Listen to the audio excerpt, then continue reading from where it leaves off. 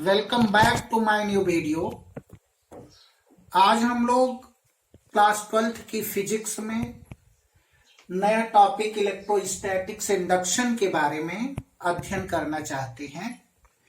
Student, electrostatic induction में हम आपको बताना चाहेंगे कि क्या होता है इलेक्ट्रोस्टैटिक इंडक्शन।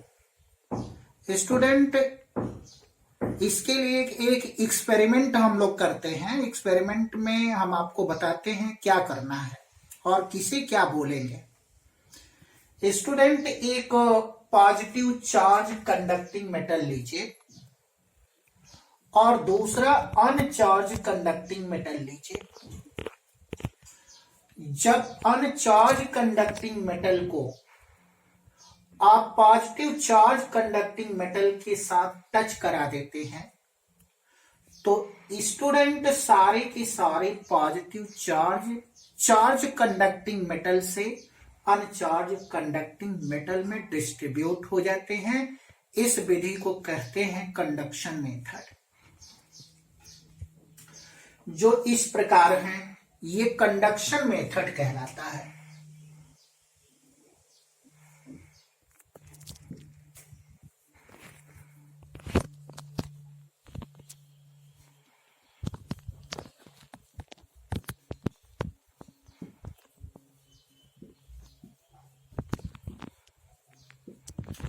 इसे स्टूडेंट कंडक्शन मेथड कहते हैं।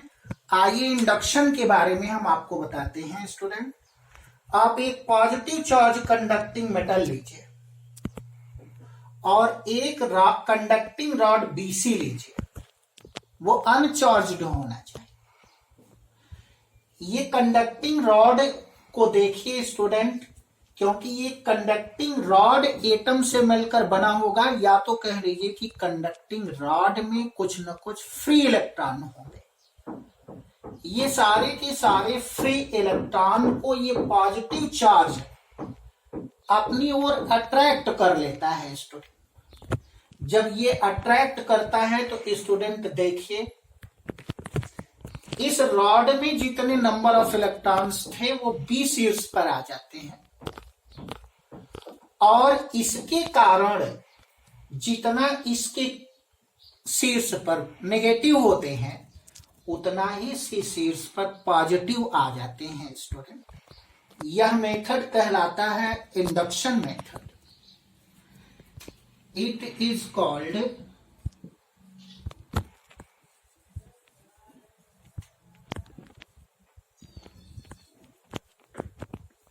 Induction method. स्टूडेंट, अगर आप यहां पर अगर कोई कंडक्टिंग वायर ले लें, अगर इस कंडक्टिंग वायर को पृथ्वी से जोड़ दें तो ये सारे के सारे पॉजिटिव चार्ज ये अर्थ में चले जाते हैं और उतना ही नेगेटिव चार्ज अर्थ से इसके अंदर आ जाते हैं। यदि स्टूडेंट यहां से ये पॉजिटिव चार्ज को हटा दिया जाए और यहां से अर्थ से डिस्कनेक्ट कर दिया जाए तो ये नेगेटिव चार्ज यूनिफॉर्मली इसके सरफेस पर डिस्ट्रीब्यूट हो जाता है। ये विधि है इंडक्शन विधि। आइए स्टूडेंट आपको नेक्स्ट हेडिंग बताते हैं। स्टूडेंट्स, कूलम्स लॉ आज हम आपको बताने चल रहे हैं। कूलम्स लॉ में स्टूडेंट 1785 में फ्रांसीसी साइंटिस्ट थे कूलम्स। उन्होंने चार्ज के बारे में अपना एक मत प्रस्तुत किया। वो कौन सा मत है? उन्होंने कहा है कि यदि दो स्टेबलिस्ट चार्ज पार्टिकल अगर एक दूसरे से कुछ दूरी पर स्थित हों तो वे एक दूसरे पर वैद्युत बल आरोपित करते हैं। ये वैद्युत बल उन आवेशों के गुणनफल के अनुक्रमानुपाती तथा उनके बीच की दूरी के वर्ग के व्युत्क्रमानुपाती होता है। स्टूडेंट, आइए हम आपको बताते हैं कूलम्स लॉ में यहां पर एक चार्ज है Q1 और यहां पर चार्ज है Q2। Q1 और Q2 चार्ज स्टेबल हैं और इनके बीच की दूरी r मीटर है।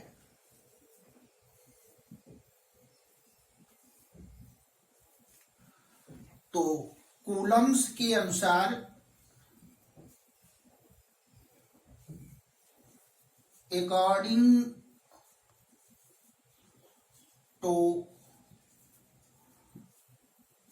Coulomb's law,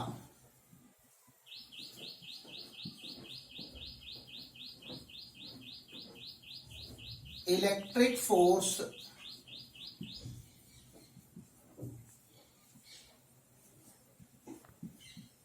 between Q1 and Q2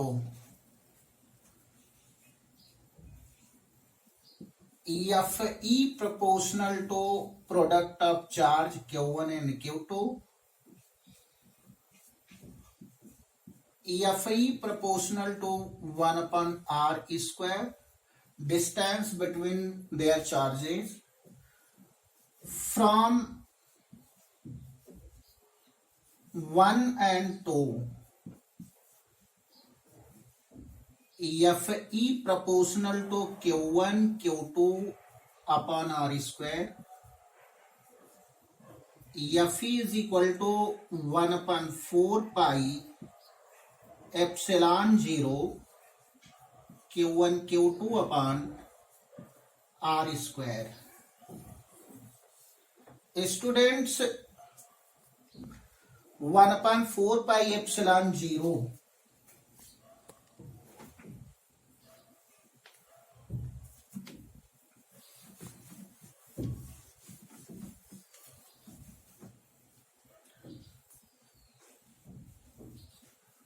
where 1 upon 4 pi epsilon 0 is equal to 9.0 into 10 to the power 9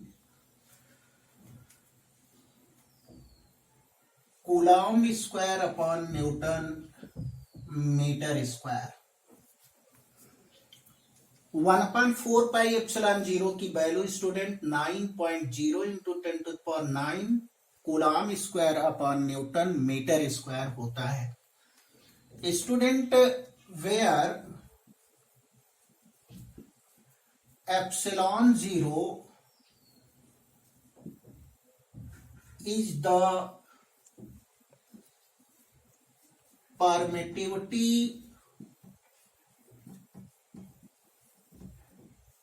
permittivity है एयर या वैक्यूम मीडियम में, जहां पर चार्ज Q1 और Q2 रखे गए हैं। स्टूडेंट यदि आपको एप्सिलॉन 1/4 पाई एप्सिलॉन 0 की यूनिट कोई पूछता है तो coulomb square upon newton metre square आप उसको बता सकते हैं।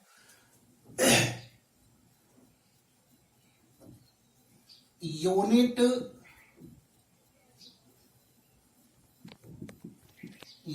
Of epsilon 0, unit of epsilon 0 अगर कोई पूछता है तो कैसे फाइंड आउट होगा student? 1/4 pi epsilon 0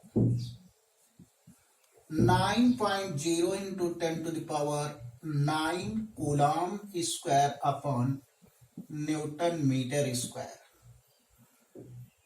4 pi epsilon 0 is equal to 1/9.0 into 10 to the power 9 newton metre square upon coulomb square.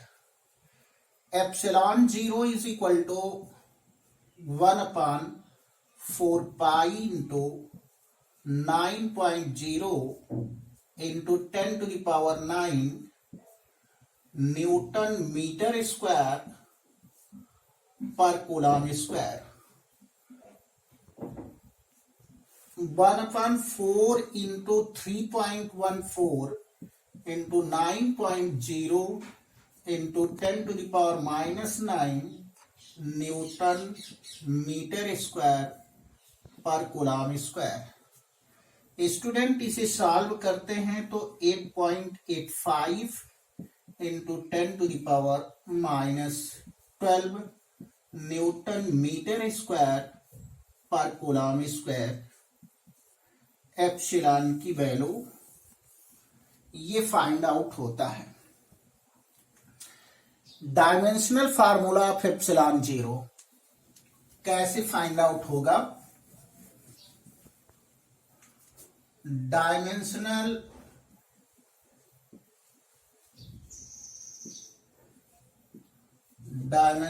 Formula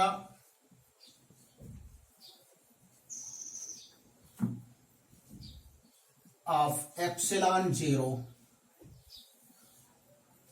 student ये दिया गया है कि epsilon zero is equal to 8.85 into 10 to the power minus 12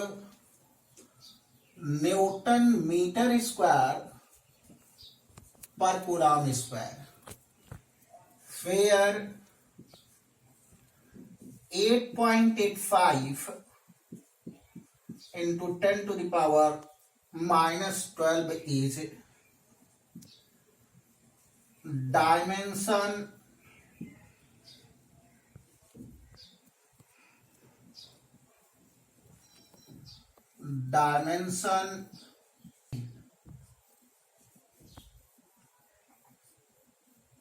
five into 10 to the power minus 12 is dimensionless quantity. Then epsilon zero is equal to newton metre square upon coulomb square. Newton force की dimensional formula student हम लिखते हैं mL/t-2 और इसका होता है student metre का L square और कूलम का होता है A square T square. Student इसको हम लिखते हैं mL³ T⁻⁴ A-2। Epsilon zero का dimensional formula student epsilon zero equal to mL³ T-4 A⁻² होता है। स्टूडेंट हम आपको बताएंगे कि यदि कूलॉम के नियम के अनुसार अगर दो चार्ज किसी मीडियम में रखे गए हों या मटेरियल मीडियम में रखे गए हों तो उस समय हम लोग ये एप्सिलॉन जीरो को क्या कहते हैं?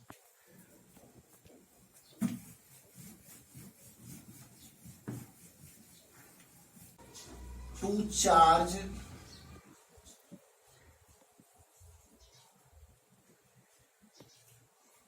particle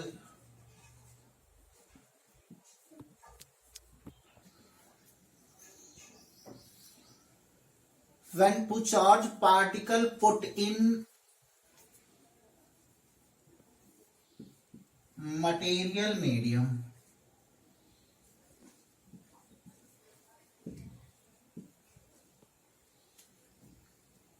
then electric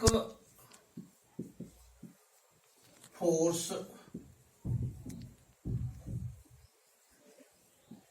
between them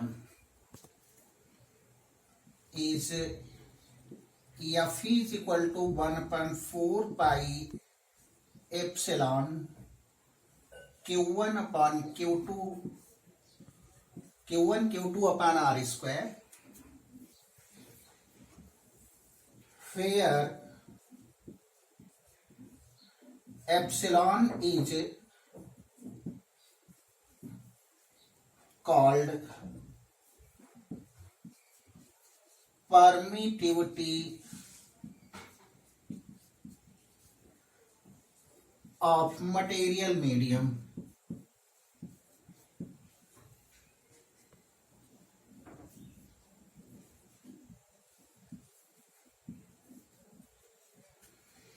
epsilon को परमिटिविटी ऑफ मटेरियल मीडियम बोलते हैं, where epsilon is equal to epsilon 0 k and k is called dielectric constant.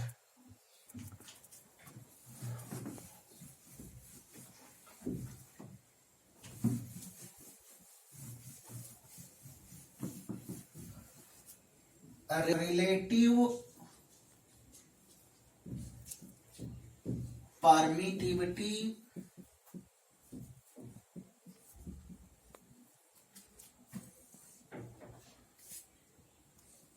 epsilon r is equal to epsilon upon epsilon 0.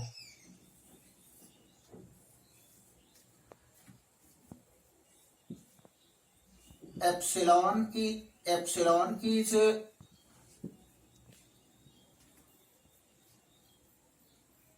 permittivity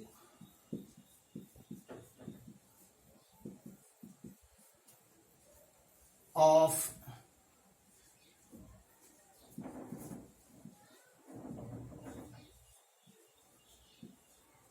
medium epsilon 0 is permittivity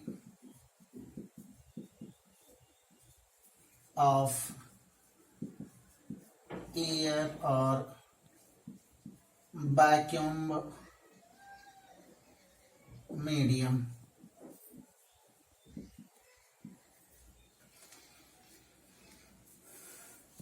student, हम आपको vector form में Coulomb's law कैसे लिखा जाता है इसके बारे में हम आपको बता देते हैं।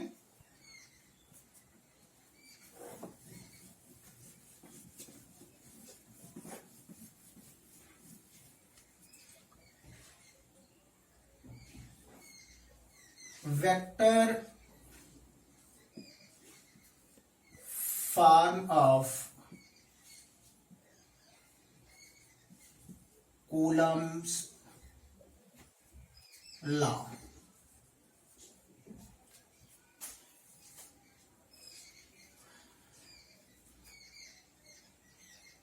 ये स्टूडेंट Q1 पार्टिकल ए पर स्थित है और यहां पर एक पार्टिकल Q2 है जो बी पर। Q1 और Q2 को ज्वाइन किया। Student, let us suppose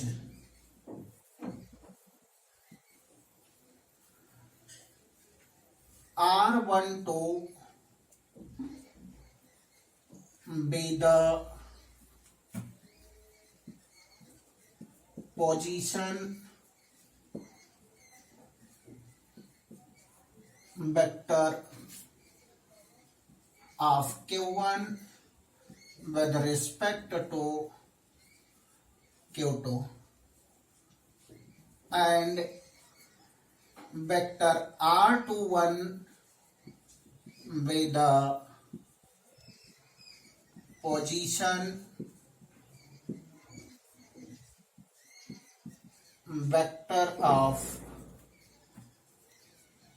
Q2 with respect to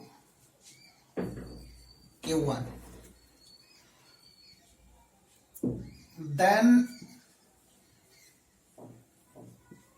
unit vector R12, unit vector को हम वेक्टर एनालिसिस में स्टूडेंट लिखना सीखे हैं कि vector R12 upon mod of R12। Equation number first,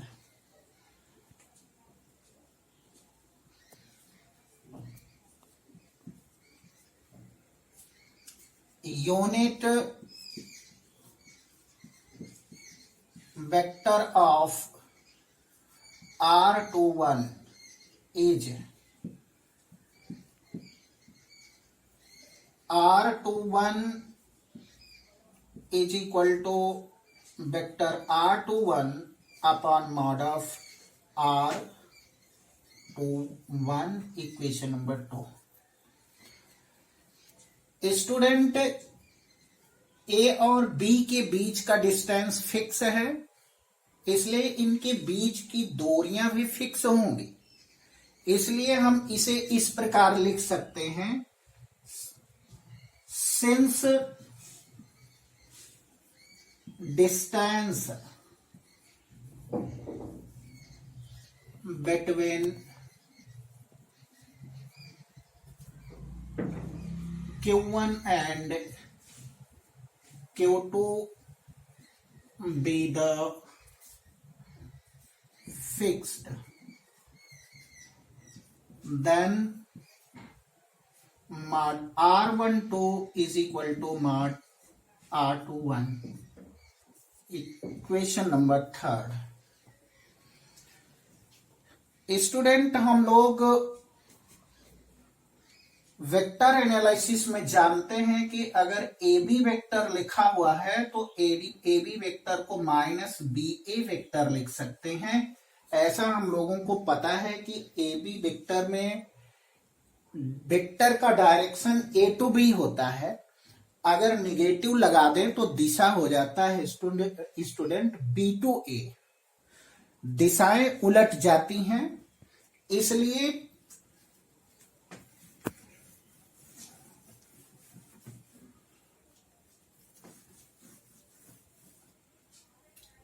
from equation number 2, from 2 R21 cap is equal to minus 21 को student 12 लिख दिया जाए, R12 और स्टूडेंट ये डिस्टेंस R21 को R12 लिख दिया जाए, R12। फिर ये इक्वेशन नंबर 1 से स्टूडेंट हो जाएगा unit vector of R12, R21 vector equal to minus R12 cap vector के।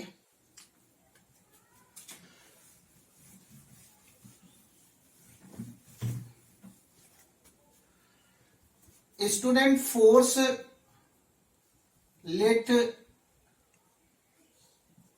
F12 be the force on Q1 with respect to Q2, then by Coulomb's law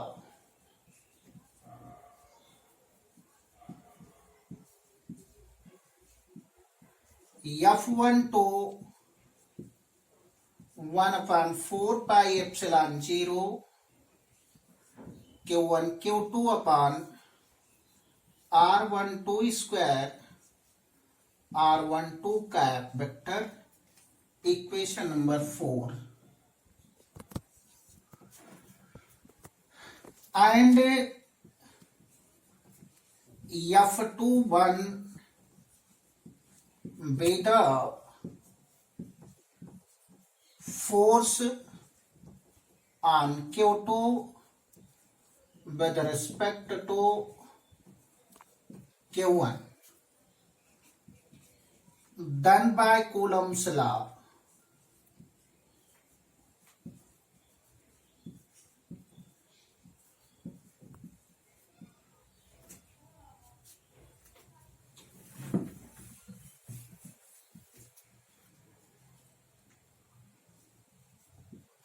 F21 is equal to 1/4 pi epsilon 0 Q1 Q2 upon R21 square R21 cap.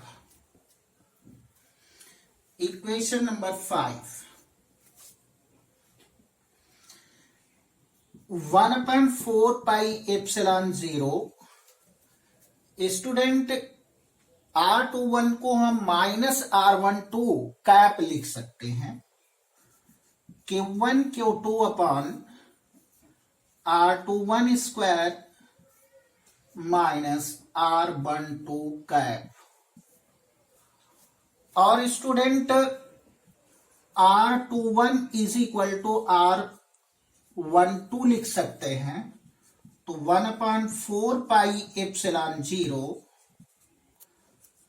Q1 Q2 upon R12 square minus R12 cap minus 1/4 pi epsilon 0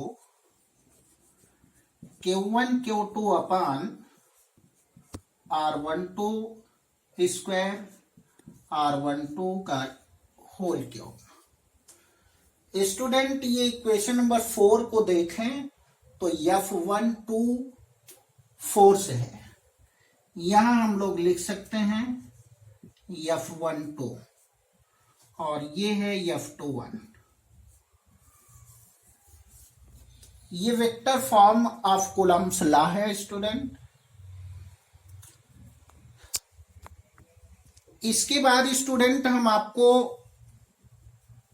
Coulomb's law का Newton's gravitational law के साथ compare करना सिखाते हैं।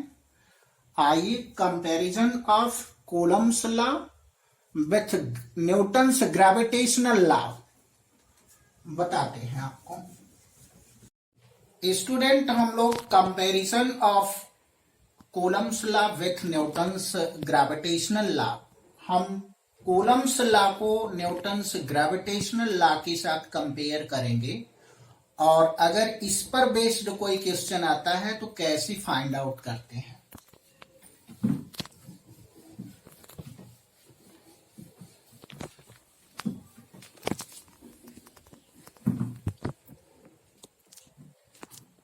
Bye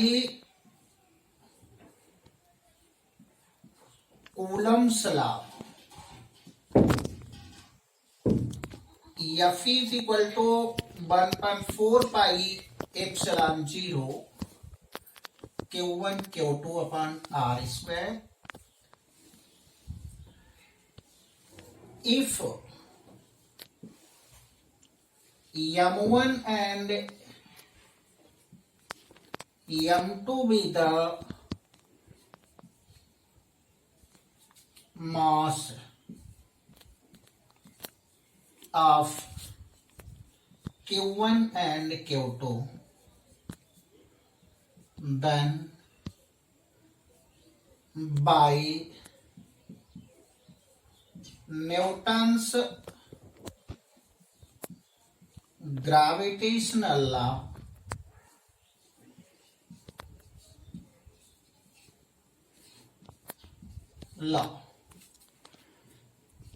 Fg is equal to G M1 M2 upon R square, equation number 2.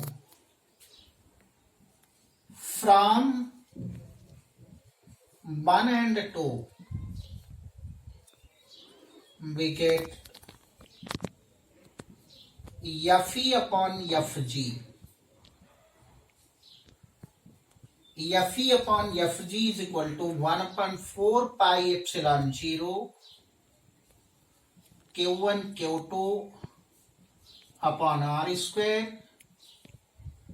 M1 M2 upon R square 1/4 pi epsilon 0 Q1 Q2 upon G M1 M2 9.0 into 10 to the power 9 upon 6.67 into 10 to the power minus 11 Q1 Q2 upon m1 m2 fe upon fg,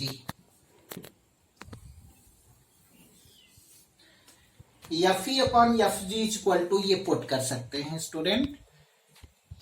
अब student की जो fe upon fg निकालना है, अगर दोनों electrons हों या दोनों प्रोटॉन्स हों या इनमें से एक इलेक्ट्रॉन और एक प्रोटॉन हो जाए, ऐसे सिचुएशन में fe और fg की वैल्यू कैसे फाइंड आउट करते हैं, इसके लिए आइए हम कैलकुलेट करके आपको सिखाते हैं। 1 into 10 to the power -31 kg, then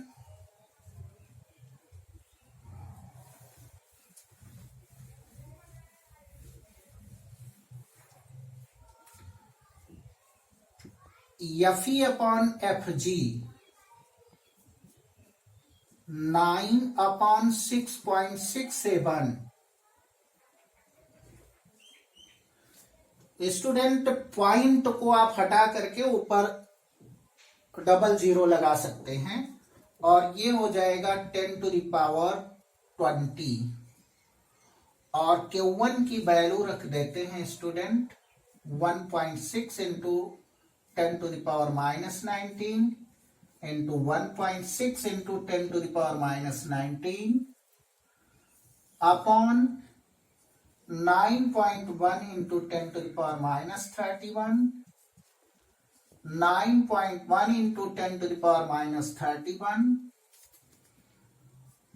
student इसे सॉल्व करेंगे तो ये नियरली 10 to the power 43 के आसपास आएगा Fg, तो Fe is greater than Fg।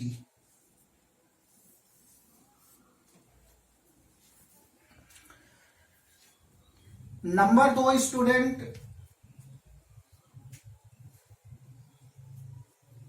when both are proton,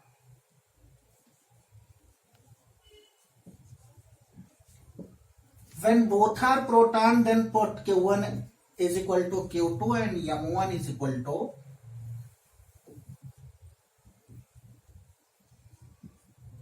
1.67 into 10 to the power -27 kg, then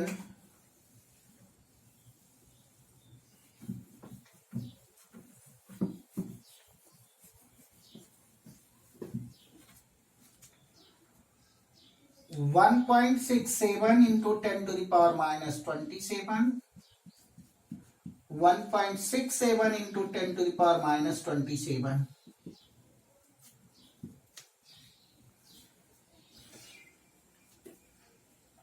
student Fe upon Fg is equal to 900 upon 667 into 10 to the power 20 into 1.6 into 10 to the power -19 into 1.6 into 10 to the power -19 upon 1.67 into 10 to the power -27 into 1.67 into 10 to the power -27।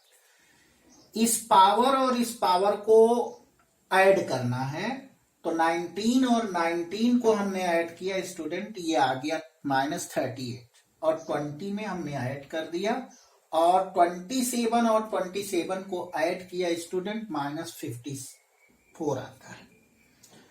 और इसको इस प्रकार से लिख करके power को हमने यहां पर सॉल्व किया, तो 10 टू द पावर 36, इसमें से इसको डिवाइड किया 3.43 इंटू 10 टू द पावर 36 और इसके पावर को सेट किया तो इस प्रकार से आता है स्टूडेंट। यहां पे हम इसे लिख सकते हैं Fg nearly 10 to the power 37 के। Fe is more than Fg। यदि स्टूडेंट एक इलेक्ट्रॉन और एक प्रोटॉन हो जाए तो कैसे कंपेयर करेंगे?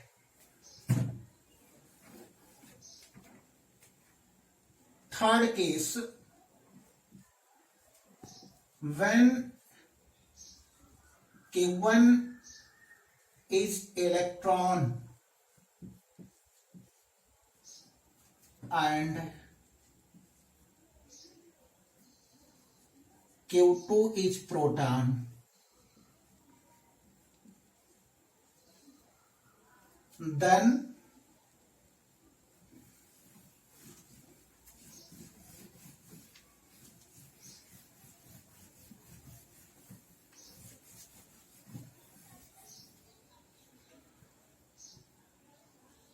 Q1 is equal to 1.6 into 10 to the power minus 19 coulomb, and Q2 is equal to 1.6 into 10 to the power minus 19 coulomb.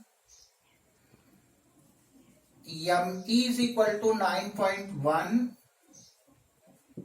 या 9.0 भी ले सकते हैं, 10 to the power minus 31 kilogram. MP 1.67 into 10 to the power minus 27 kg. Then FE upon FG 900 upon 667 into 10 to the power 20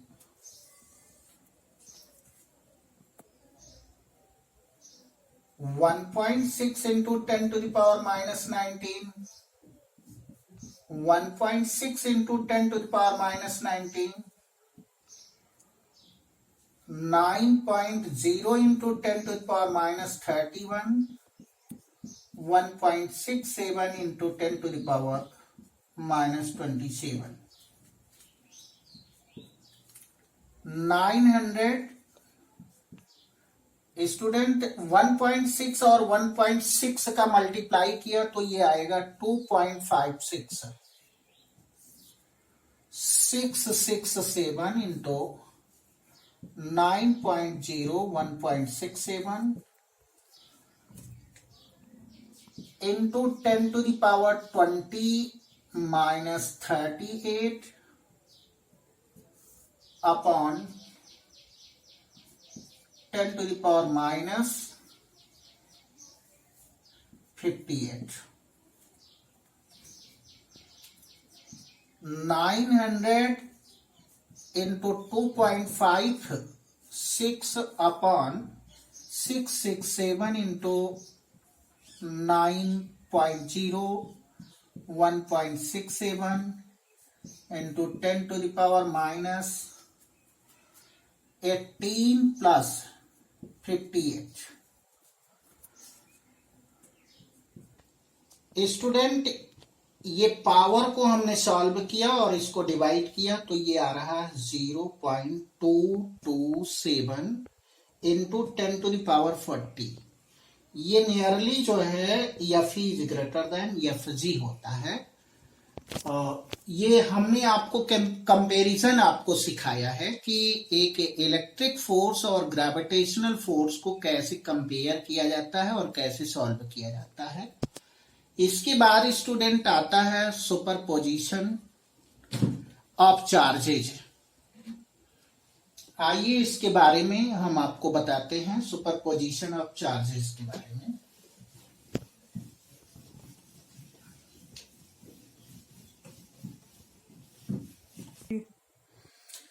student principle of superposition of charge ये कहता है कि if a system contains many charges then the net force on any one due to the vector sum of other forces.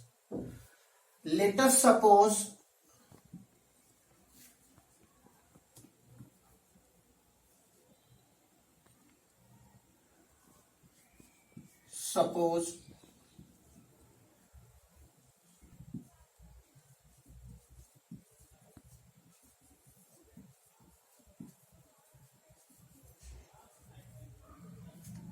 let us suppose n be the number of charges like Q1 Q2 Q3 ... Qn.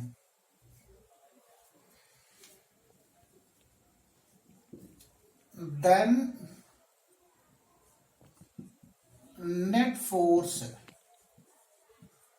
on Q1 with respect to net force on Q2, Q3 dot Qn with respect to Q1 is F net is equal to F12, F13, F14, F15 plus dot plus F1n.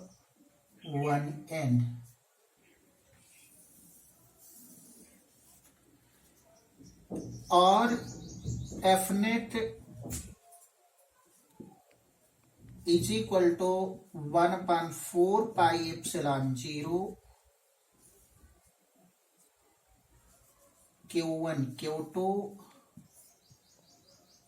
R12 square R12 cap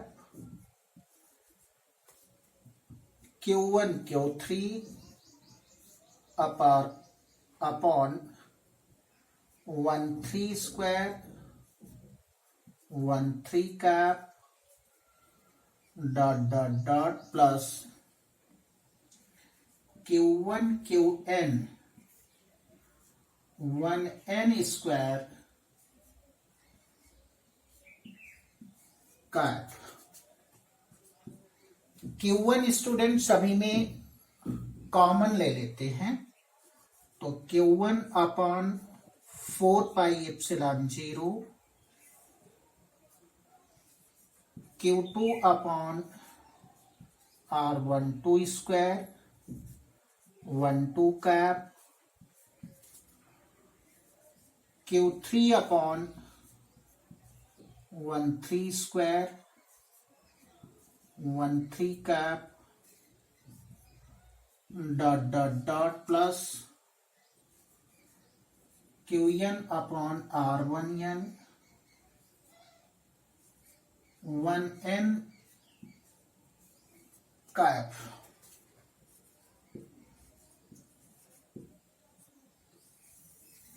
इस प्रकार से student हम इसे find out कर सकते हैं।